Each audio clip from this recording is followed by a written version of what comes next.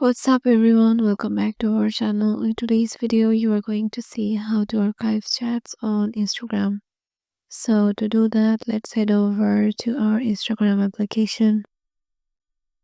So once you're there, make sure you are logged in into your desired account by heading over to your profile on the lower right corner.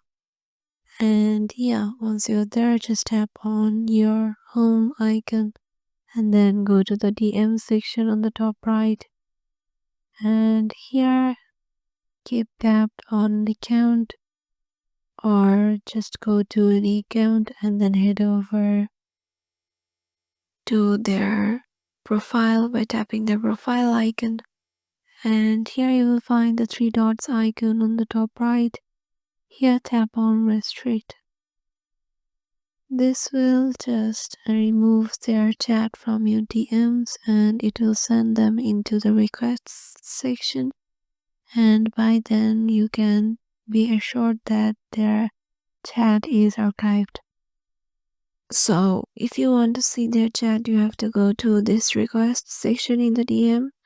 So yeah, this is how you can just archive your chats on your Instagram. Hope this video will help you out and we'll see you in the next one.